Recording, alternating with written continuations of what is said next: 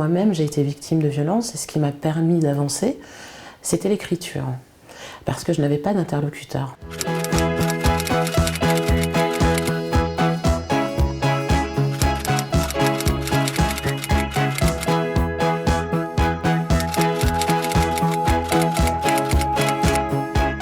Appel, ça s'écrit app, donc A2P-E2LES. Donc ça, on sait comment L. On l'écrit. Exactement. Et maintenant, on le décrit. Et donc Appel, c'est une application mobile qui est gratuite, que l'on peut télécharger.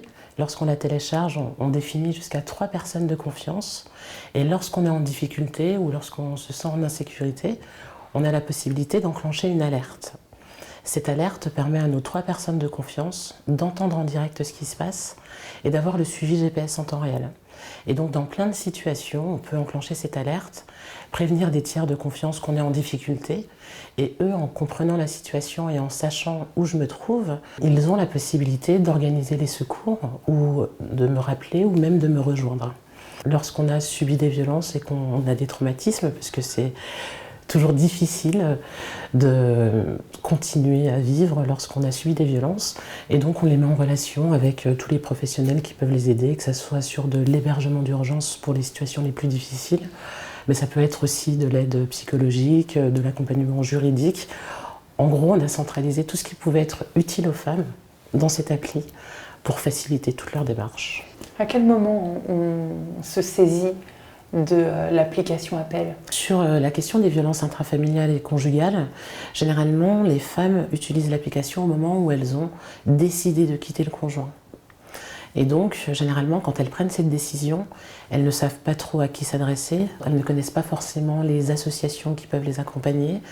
Et puis surtout, on sait que c'est sur cette période qu'elles sont en danger parce qu'elles sont souvent harcelées et généralement les féminicides arrivent aussi à ce moment-là.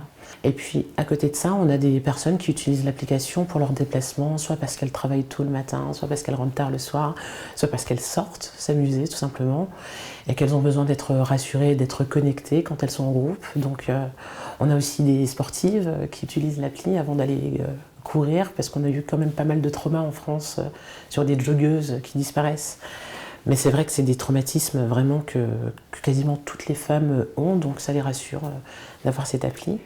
C'est pas un tuto que je te demande, mais quand même, si toi tu es victime de violence, il faut faire quoi? T'appelles la police, tu vas sur l'appli, tu fais quoi? Pour toutes les situations dans lesquelles on n'est pas en capacité d'appeler la police, on peut en parler à sa voisine, choisir une personne de confiance autour de soi et lui demander de l'aide. Vous pouvez aussi écrire les choses, si vous n'avez pas la possibilité de le dire, vous pouvez faire un petit mot, parce que parfois de poser son témoignage par écrit et de le donner à une copine, à une voisine, à un parent, ça peut aussi être une solution.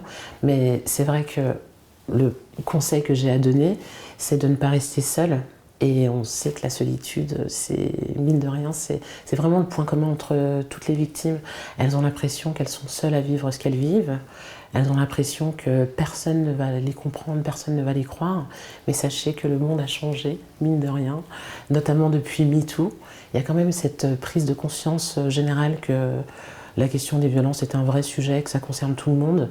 Et puis sachez vraiment que si vous posez la question à une victime de violence, elle va soit vous répondre tout de suite qu'elle est victime, parce qu'elle n'attend que ça. Elle attend juste de savoir qui est prêt à entendre ce qu'elle a à dire.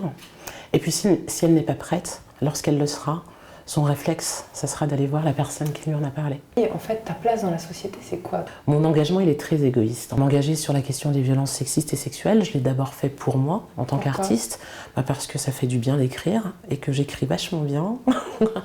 Je pense que je sais raconter les histoires de ces femmes. Donc c'est ce que j'ai commencé à faire. J'ai créé un premier spectacle, et puis je suis allée le jouer.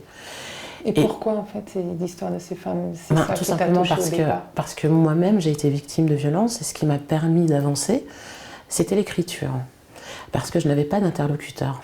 Et quand je dis que c'est égoïste, mon engagement, c'est que j'en sais trop maintenant.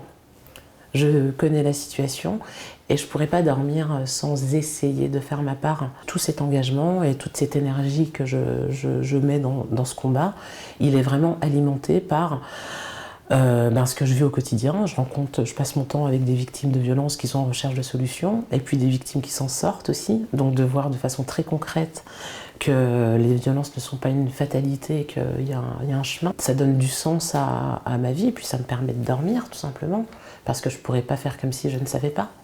Donc, et puis j'ai des enfants, j'ai envie de les regarder dans les yeux, quoi, et de leur dire que j'ai fait mon max pour essayer de changer les choses aussi pour vous, donc c'est tout ça. Ta confiance en leur devenir? Mais tellement. Et moi je crois en la jeunesse de toute façon. Et tu crois en l'avenir aussi? Alors oui, je crois en l'avenir, mais vraiment j'y crois fortement. Et c'est surtout parce que je crois en l'avenir que le public avec lequel je travaille, ce sont les 15-24 ans. Parce que j'ai bien conscience que c'est eux le futur. Quel genre de matrice tu es? Moi j'ai l'impression d'être une matrice incroyable, d'être géniale. Je trouve que de continuer à penser à moi, c'est ce qui fait que je suis une super maman pour mes enfants, et je suis fière de la matrice que je suis. Alors là, je t'envoie la fameuse matrioshka, la poupée russe. Ok. Cette idée de la transmission, elle est incarnée là-dedans. Je voudrais que tu l'ouvres et que tu me dises ce que tu vois. Moi, je vois de la joie là-dedans. Parce que je pense que c'est aussi important de rappeler que la vie est belle, quoi, et qu'elle est pleine de belles choses. Et je pense que c'est important de s'en rappeler. Et donc, je vois beaucoup de joie là-dedans. Merci de nous en donner. Merci à toi. Matrioshka.